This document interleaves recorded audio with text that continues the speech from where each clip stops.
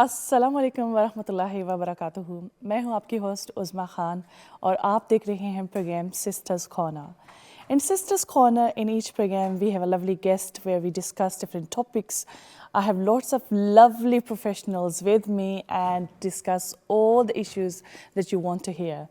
So in today's program, we have a lovely guest, Sister Taniya. And Sister Taniya is actually kind of a multi-talented woman who has worked a lot in the community as a social worker, as a writer, and reading obviously her hobby. Apart from that, she is working as a transformational coach as well, where she is helping people to transform their lives, kind of. So here we have here, I would say, I'm honored to have Sister Taniya today with me. Welcome to the program and assalamu alaikum. Alaikum salam. It's lovely to be here. Thank you so much. Thank you so much for coming in. And obviously today we are discussing all about your talents, what you're doing, your work in the community. And I would like to start with sort of social working. And I would like to ask you about your goals and what did you do in the community before, obviously as a social worker. And what was your role? Because mostly in the community, in our society, people think like social worker is kind of a very scary thing, you know? Yeah. They think that they are going to take away the kids. Yeah. Social worker is kind of a enemy towards like some people.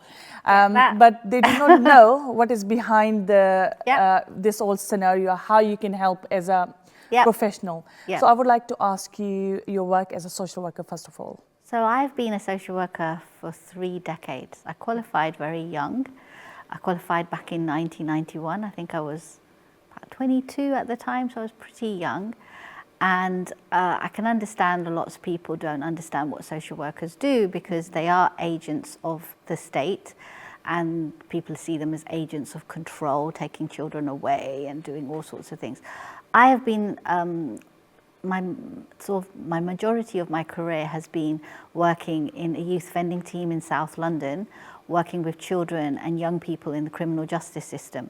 So really supporting children inside the criminal justice system or at risk of getting into the criminal justice system. So I've worked with a lot of children and young people from 10 to 18-year-olds for the last 28 years. I've also worked with children in care, children on child protection orders, children preventing them from coming into care. So I've worked a lot with a lot of Muslim and non-Muslim children, and I can totally understand why people don't understand what social work is. Social work is a profession that is very misunderstood, but when I kind of started, there were very few Pakistani Muslim social workers, and now that's not the case. There are a lot more, and there needs to be a lot more than what there already are. And it's a profession that, you know, we're kind of really dealing with things that most people don't want to deal with. We're dealing with knife crime, we're dealing with child sexual abuse, we're dealing with child physical abuse, we're dealing with domestic violence. All the problems people don't want to talk about, don't want to deal with, and want to sweep underneath the carpet. And we're advocates. We're really advocates for children and young people. When you work with children and young people, when you work with vulnerable people, whether that's women, whether that's the disabled, whether that's elderly, this is basically, we are the alchemists of yesterday. We are the ones that are doing all the work that not very many people want to. That's really good, actually. Very detailed answer, and I really appreciate that. But I would like to go for a little bit straight talk. Obviously, whatever our viewers' interest is to know. Mostly what happens when the social workers are getting involved, they think without any reason their attitude or the behavior is affecting them mentally a lot more than when they are out of their parents' custody, you know? How do you take, how many times, what sort of, attitude you are getting from parents when you are getting involved in their personal life. Obviously, it's a big job, you know, and very kind of offensive sometimes as well, because your job is to protect them. But people are taking you as a critic. They can do, but I think because I work in the criminal justice system, and a lot of my children and young people, they have no choice but to work with me, because otherwise they will be taken back to court. Potentially they could, you know, end up in custody. So majority of the time, because I'm working with the children, the parents usually understand my role, and some parents, they try to start sharing what's really going on. For those parents that have a lot of trauma, because a lot of the children that do come to me, their parents have already also had trauma. Some of them are, you know, refugees, have come into this country. They've had their own trauma for how they actually, from, you know, wherever they came from or coming into the country. And for those that, you know, are not like refugees, that, you know, there's also that intergenerational trauma that kind of exists. So it's really breaking down those barriers and connecting that human soul to another human soul. So yes, I have that professional hat that I need to have on, but like they say, most research says, if you establish rapport with your client, with the young person, with their families, and you break down those barriers and they start trusting you, then any plan can be implemented. And the plan has like those boundaries, and that gives the boundaries, because with a lot of our families, they don't have any boundaries. There's a lot of crisis. It's one drama after another drama. And sometimes the criminal justice system gives those boundaries that weren't there before. I don't know if that makes any sense. No, it's a very good answer. Obviously, I would say, and I hope so. Sisters are getting, you know, a lot of help from all these answers you are explaining as a social worker point of view. You know. Yeah. Obviously, this I already have asked you, when you take the children out of parents' custody, you know, what do you think? What would be their role or future? Or how you can connect them back with the parents? Any training you are giving? Or in my capacity as working for the youth offending team, that is not my role, because I don't work as a childcare social worker. I work in the criminal justice system. So it's supervising children and young people on court orders, right?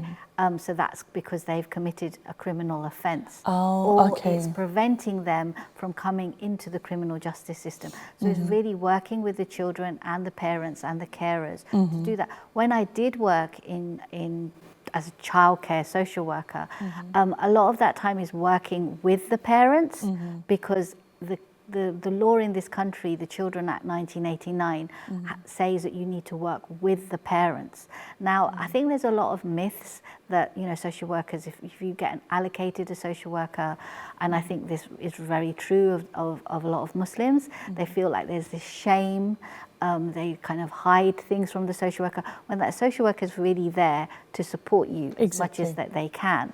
Now, I can understand that shame, you know, being Muslim, being Pakistani, but really it's allowing someone to help you. And I think sometimes when we're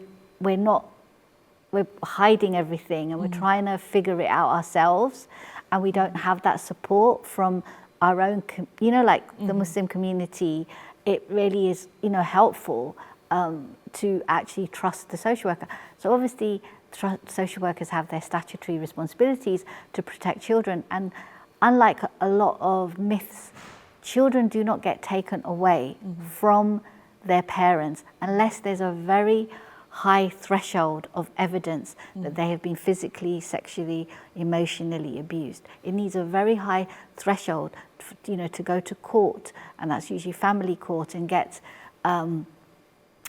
emergency protection order or an initial, it's extremely high. So a lot of times people think, well, you know, they're going to take my children away. That's not usually why social workers are appointed. There was that very, very sad case that happened in Woking of I think it was that named Sarah Sharif? Yeah. And basically that particular case, it was extremely, I mean, I saw that case and I was literally crying. Yeah, and myself. And they say there is a saying. It's a very old saying. You know, it takes a village to raise a child, and I think this is, you know, like as Muslims, I think it's really important for us not just to see our own children, but to see all the children within our community, you know, in our neighborhood, whether they're Muslim or non-Muslim, as, you know, to be, you know, looking out for them. And that particular case, you know, hearing what the teachers had to say, that she was this girl, and obviously there's a lot of complications to the case, but, you know, that shouldn't have happened if, you know, if everybody had been watching out for her, not just social workers and teachers. Yeah, too. Very good, actually. Honestly, sister, the information you are passing, I think sisters are getting very happy from that. I would like to extend my conversation towards criminal justice. And obviously a lot of kids are getting into crime because of I shouldn't say it, bad parenting or you know, but obviously there is lack of kind of understanding or you know, It's nothing to do with you know, maybe the environment or society or you know, mixing up with kind of different people. How do you help children in that role in criminal justice, and how can you how do you transform their lives to as a normal person? So being a criminal is a real label, and being in the criminal justice system doesn't necessarily mean like that's the end for you. So I'm going to say, and I think a lot of people that are watching are going to relate to this. And I think I'm a parent of three sons. My youngest is 17. Mashallah. My middle son is also a social worker. He's 23. And my eldest is going to be 30, I think, at the end of this year, no, next year. So he's going to be he's going to be 29 at the end of this year. So having brought up sons in London, it's not easy, and bringing up daughters is not easy. And what's really happening out there is you can do your best as a parent, and you can give all the boundaries. But what's happening because of social media, what's happening because of knife crime being really out of control. I've seen it in the last 10, 15 years. It's just spiraled, and not very many people are talking about it. It was talked about a little bit in the election, but not enough. There's lack of resources. Youth clubs are closing down, and you know, it's actually quite normal for a young person to go out, and this is happening in Muslim families, and people tend to kind of want to deny it. Mosques aren't really addressing the problem, but the reality is for a lot of young people, children and young people, and this doesn't affect, you know, working class or middle class. It's affecting everybody, upper middle class, working class. You know, the way this is spiraling out of control. It's now very normal for a young person to go out, boy or girl, mostly boys now, but I mean girls are also getting involved. But it's very normal now for a young person to go out and they check wallet, phone, knife, because it's actually a sad reality that young people feel very unsafe on the streets. It used to be called gang wars. It's gone past that. You know, you just need to look at somebody in a funny way. And you know, this is Croydon. Croydon has one of the most like when it comes to statistics, one of the worst problems when it comes to knife crime.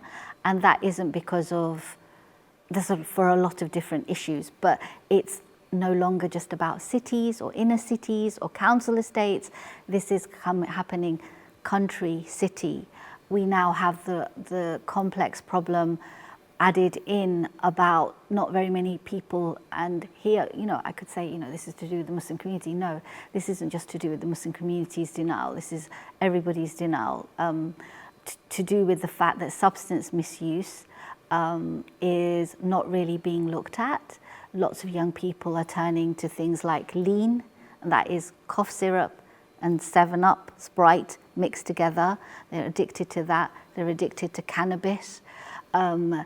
You know, it's lots of things aren't being talked about. And if you're not going to talk about these things, whether in mosques, in schools, in your own families, things get not dealt with, it gets covered up. The more things get covered up, the more people don't feel like dealing with it. And then, you know, what happens to children and young people? They feel very lost.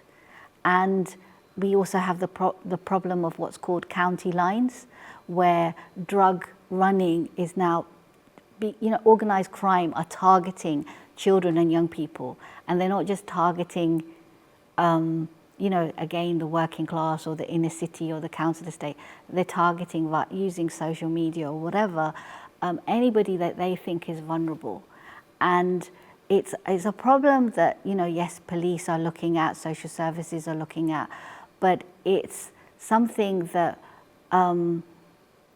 needs to have a round table discussion. It's a partnership with communities, with the police, not just professionals, with mosques, with Muslim welfare organizations.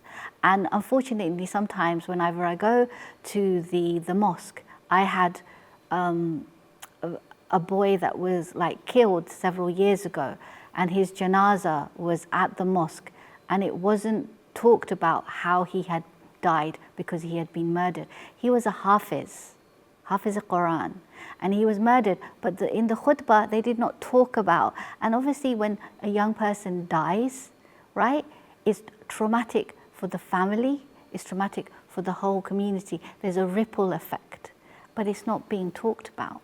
And I find that really, really sad, because yes, we have wars going on all over the world, but there's a war going on in London, UK, in UK wide.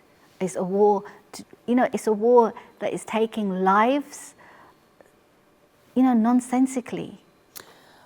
Sister Taniya, very good discussion actually, and a lot of very real topics we are discussing at the moment, and obviously our young children's lives are at risk.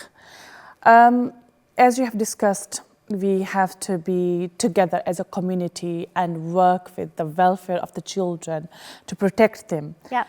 But obviously, again, as you discussed, how to protect them, how to get actively involved or engage different institutions. I think it's not just about institutions. I think it's about you as an individual taking that responsibility, having those conversations with the imams of the mosque, having those conversations with the organizers of the mosque, and sometimes it's not even about the mosque, having that conversation with your child, with your teenager. We're all very busy, but having those checks and balances.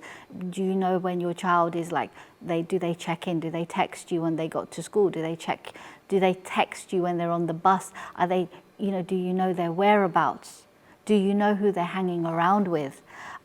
They say if you have the right friends, you will have the right trajectory in your path. You're with the wrong friends, the trajectory is going to go wrong.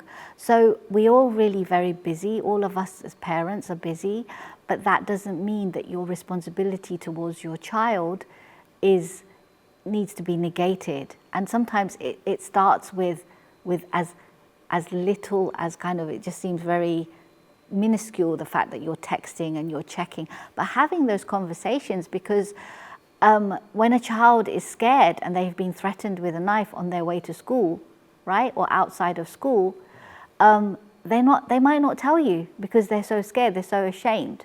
They're going to do what's impulsive. So it's, and having those conversations with the school to raise the fact that knife crime prevention needs to happen. There are knife crime prevention programs. Some of them are now happening in some primary schools. They do happen in some secondary schools. But talking about the problem raises the issue. Not talking about it hides it, and that makes the problem even worse. Yeah, that's very true, because unless until we are not raising the issue, we are not talking to the child or talking to the authorities or professionals, getting the right guideline, we cannot help our children to grow faster and in the right direction. I'm sorry, I just forgot something. Yes. Something that really is very important. and you probably, lots of people will think, my God, I can't do that to my child because it's my child and it's their child's privacy and all this kind of stuff. Like, you know, use location finders on their phone, right?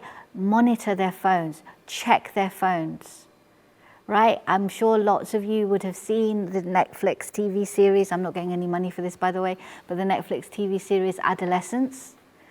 It raises a lot of important issues. That child who is featured in that series, all the parents thought that he was at home. Most of the time he was at home. But what was he watching at home? What was he logging into? What social media was he exposed to? So although your child might be at home, they're not like going out, doesn't necessarily mean they're still safe. They might not be very safe at all. Thank you so much, Sister Taniya. Very good discussion is going on. Stay tuned with Sisters Corner on IQRA TV and see you after a short break.